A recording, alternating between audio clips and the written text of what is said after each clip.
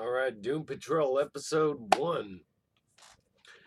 This is really unique and stands apart from everything else we've really seen before. Sure, they had their introduction on the Titans show, but here it comes off very different than it was there. I mean, in the Titans show, we get a nice taste of their kind of humor, how their personalities kind of, complement each other and bounce off each other.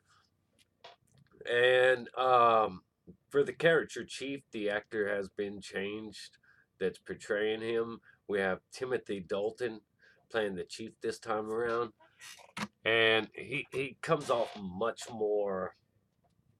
I'd say the character Chief, even though he's supposed to be, he is a team leader. He is the Xavier of this team. However, he's much more darker in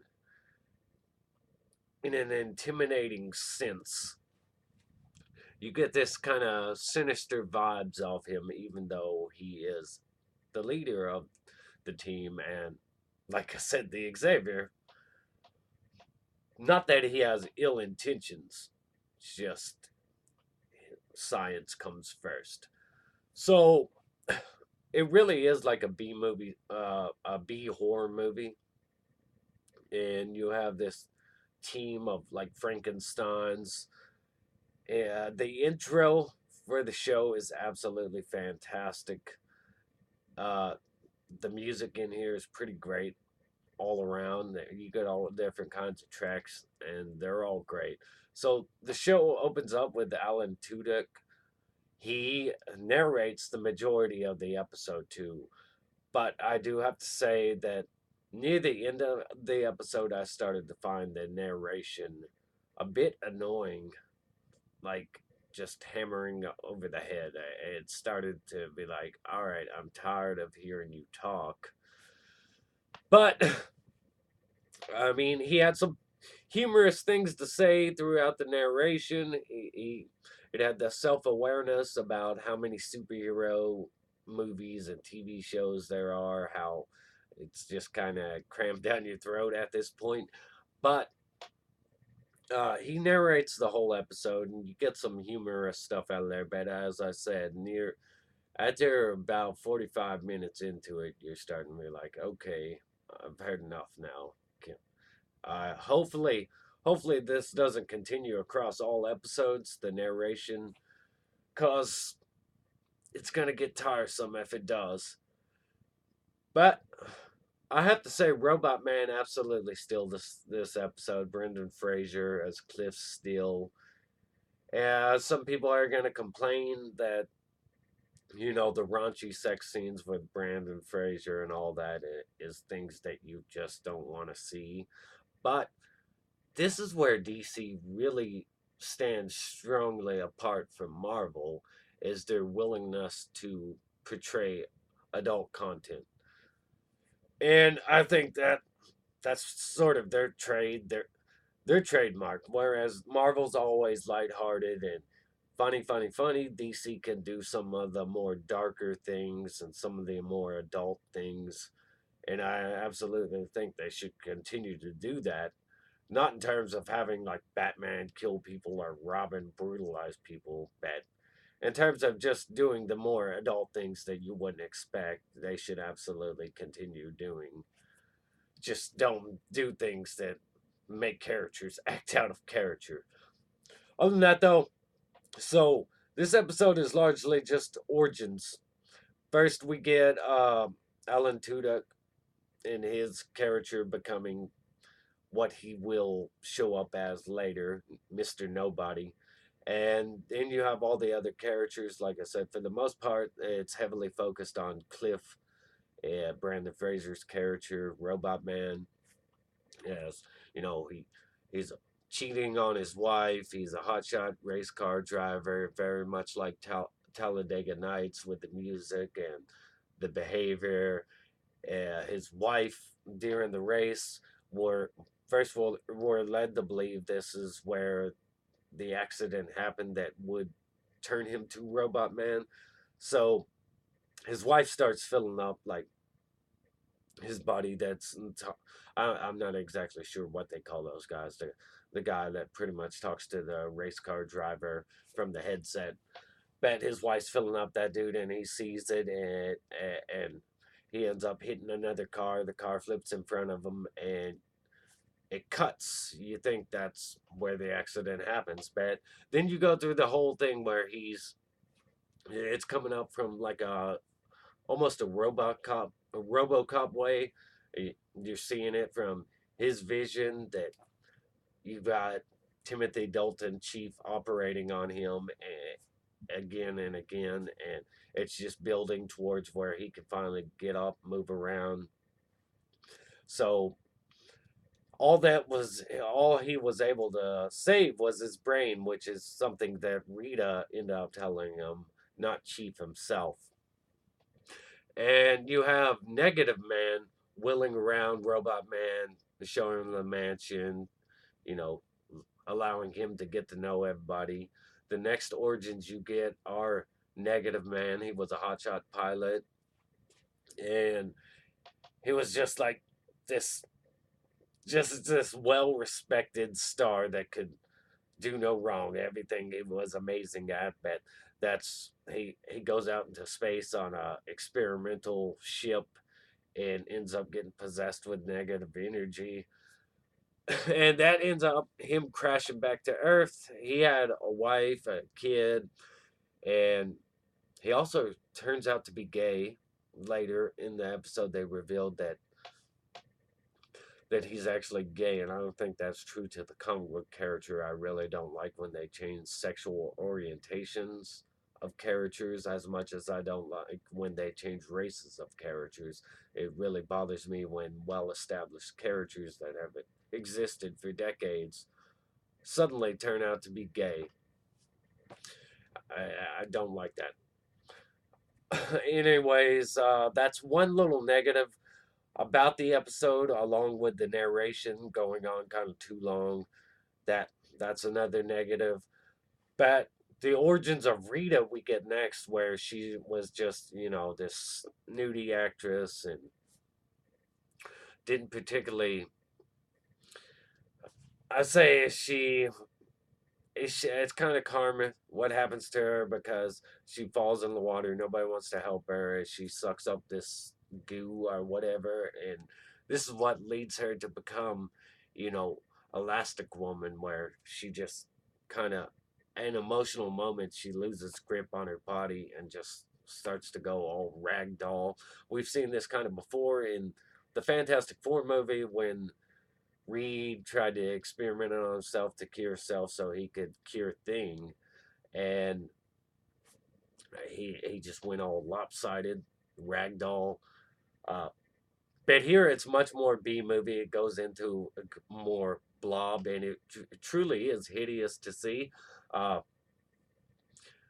but what happened to her? That's the next origin story we get is, well, we don't particularly really get an origin story for Crazy Jane.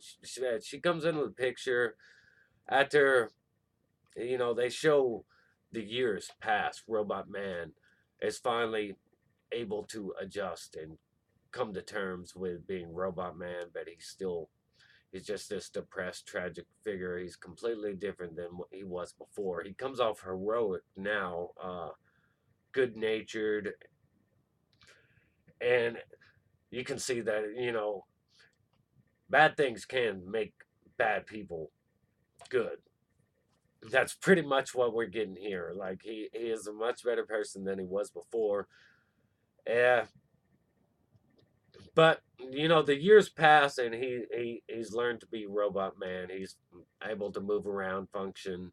One of the things he talks heavily about is when he's trying to go upstairs and he can't get up the stairs. He can't move. He can't get one step in, which is really pissing Rita off, annoying her. Is that his daughter always liked to go up the stairs. So you had really touching emotional things like that where he's able to pull off things due to that kind of motivation. And for the most part, he thinks his daughter is dead until Crazy Jane reveals to him that his daughter never died in the car accident. It's just what Chief told him. And Chief is somebody who tends to hide things a lot from the characters. That was conveyed really well in their sort of intro on the Titans, that episode that was all about them. It was conveyed really well that Chief is pretty much very much a great character. He only tells them so much. He only lets them know so much. And the villain that they ultimately have to face at the end of this episode is in large part due to him. Chief really is his own worst enemy. So the Doom Patrol mansion, it looks great. Doom Mansion, and when he's out, everybody goes out on a town. Crazy Jane, it sort of incites everybody to go out in town. I also mentioned that she really upgraded the school bus. They had this traditional school bus, and she's outfitted it, upgraded it, made it look way different. She does not hit it off with Robot Man well at first. A lot of her personalities are very annoying. Each personality has a different superpower, which is going to be largely interesting. But very much she's like James McAvoy's character in Split, and some people will complain too much like Split, that hey, she existed first, man. So get over it. She owns that. Not not James McAvoy's character in Split the Beast. He doesn't own that. This character owns that. This this is what made her. So, like I said, it's very B horror movie. They all go out in town, and Rita starts to lose her self control over her body when she finds out, like, she encounters a woman that's a fan of Rita, and then that woman goes on to mention that, you know, that she looks very much like that actress Rita, and that actress ended up leaving Hollywood doing porn, and this shocks Rita absolutely because she didn't go to do porn. So I'm not exactly sure what's going on there. That confusion. Maybe she had sex with somebody, or did some casting couch thing that used to go on in Hollywood, and those sex tapes circulated. But she starts to lose her control because she's got really low self esteem, and she's very much about appearance and how she's seen. And she turns into a blob and just starts to freak freak the shit out of the town. And she obviously has no control. She's just running, and people are running terrified. And Robot Man and Jane were just having this conversation. The bomb just got dropped on him that his daughter's still alive.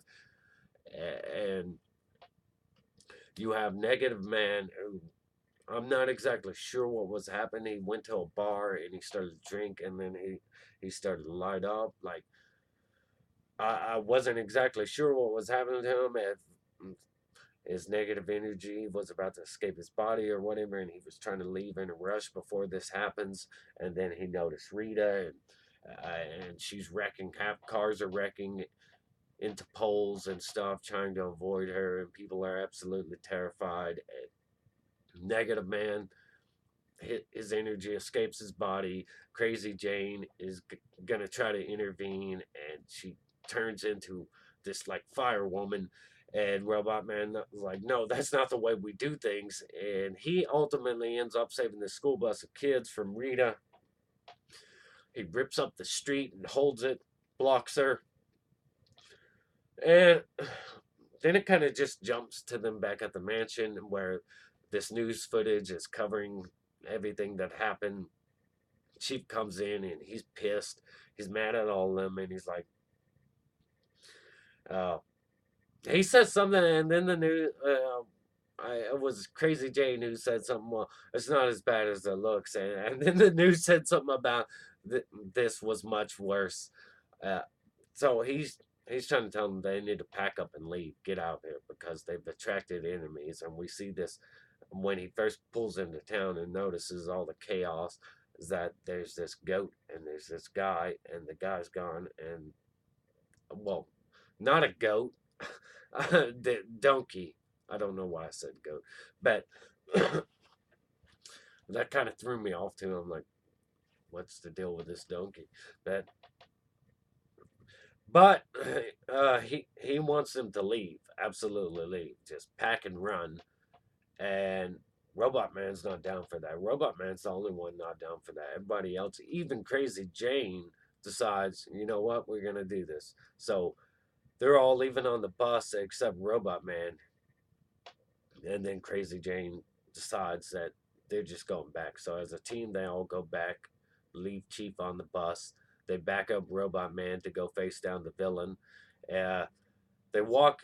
It's not really clear where they're going. They just kind of walk towards the street. I mean, they don't even know who the villain is, where the villain is, uh, what the enemy's about. They just walk out in the street, and then they're faced with the donkey who like farts, and the cloud of farts says something about the mind is the limit. And then Alan Tudyk's character surfaces on the bus behind Timothy Dalton, and Timothy's like, "Don't hurt my team," and he's like, "I'm not gonna hurt your team, but I am gonna." I can't remember exactly what he said, but he creates this, black hole or something that starts sucking in everything, and Robot Man's like, "What the fuck?" But there's some mixed things in here. Like I said, they just start walking down the street and no direction, not knowing who their enemy is or why, not knowing where they're going, but they're walking together like they know where they're going. So that was a bit negative for me. Another thing is the narration goes on too long, and the CGI when it comes to Rita going all blob mode, it isn't particularly that great, but it has TV show budget. And Jane can come off a little annoying. Rita comes off kind of snooty. But and one of the things is Negative Man turning out to be gay. That's not comic book accurate, and not that I'm aware of. So those are your negatives. But the music's great, the casting's great, all the characters are really different, and this is very different from other superhero shows. I was gonna try to I'm gonna do a review on Umbrella Academy. I tried to get into it at first, I couldn't. I'm gonna try again, and I'll have that review up. But I'd give this episode an 8 out of 10. It has some negatives, but it has a lot of positives. Robot Man is absolutely the highlight of this episode. You see him go from this complete jackass to this sentimental, tragic Frankenstein, and I'd like to see where that goes. We did not get Cyborg this first episode. Hopefully, Cyborg will come along. But 8 out of 10. Uh, Subscribe, ring that notification bell, smash the like. Helps promote my channel, and stay awesome. Rock on.